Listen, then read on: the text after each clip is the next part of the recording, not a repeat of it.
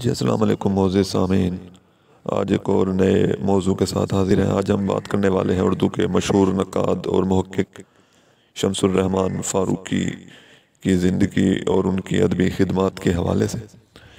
شمس الرحمن فاروقی 30 ستمبر 1935 اعظم گڑھ بھارت میں پیدا ہوئے۔ ان کا گھرانہ ایک علمی اور ادبی گھرانہ تھا۔ ان کے دادا کی مولوی محمد اصغر مشہور اردو شاعر فراق گورکھپوری کے استاد تھے، جبکہ ان کے نانا بھی تعلیم کے شعبے سے وابستہ تھے۔ شمس الرحمن فاروقی اپنے سارے بہن بھائیوں میں تیسرے نمبر پر تھے، جبکہ وہ اپنے 7 بھائیوں میں سے سب سے بڑے تھے۔ فاروقی صاحب کو شعر و شاعری سے لگاؤ اگرچہ اسکول کے دنوں میں ہی شروع ہو چکا تھا، اور انہوں نے انتہائی کم عمری میں شعر کا ایک مصرع لکھا کہ معلوم کب کسی کو میرا حال زار ہے، مگر مدتوں دوسرا مصرع نہ کہہ سکے، اور اسی وجہ سے انہوں نے اس وقت شعر و شاعری کو چھوڑ کر نثر کی طرف توجہ دی اور ایک رسالہ گلستان سے وابستہ ہوئے۔ انہوں نے میٹرک کے بعد افسانہ نگاری پر توجہ دی اور الہ آباد یونیورسٹی سے انہوں نے ایم اے انگریزی کیا۔ 1957 میں انہوں نے سول سروس کا امتحان پاس کیا اور پوسٹل سروس کے لیے منتخب ہوئے، اور بھارت میں انہوں نے تمام علاقوں کی سیر و تفریح کی، اور اس کے علاوہ دنیا کے بیشتر ممالک کا انہوں نے علمی اور ادبی دورہ کیا۔ ان کے تنقیدی مضامین نے ادبی دنیا کی توجہ اپنی طرف مبذول کروائی۔ فاروقی صاحب جو تھے وہ ادب برائے ادب اور جدیدیت کے علمبردار تھے۔ ان کی وسعت مطالعہ حیران کن، جبکہ ان کی علمیت خاصی متاثر کن تھی۔ ان کی تنقید استدلالی اور مدلل تھی، اور تجزیہ کاری میں بھی وہ خصوصی مہارت رکھتے تھے۔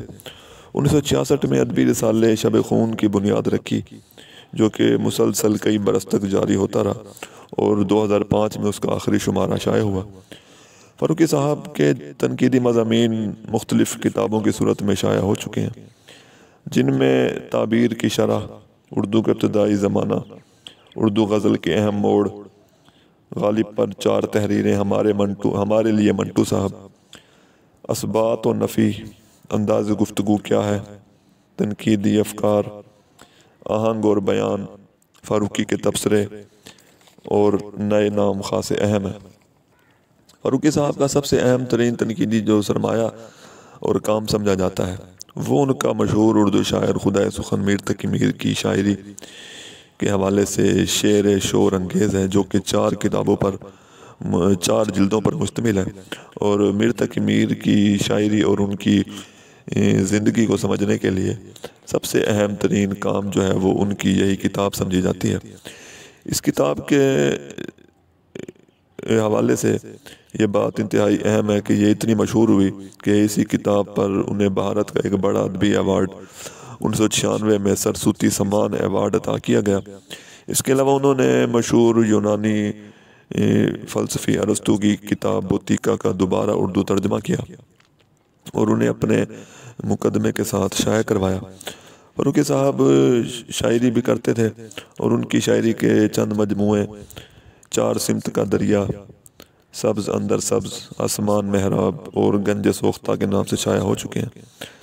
فاروقی صاحب کو 1986 میں ان کی تنقیدی خدمات کے صلے میں ساہتیہ اکیڈمی ایوارڈ ملا، اور پدم شری ایوارڈ سے بھی انہیں نوازا گیا، اور علی گڑھ مسلم یونیورسٹی نے انہیں اعزازی ڈی لٹ کی ڈگری عطا کی۔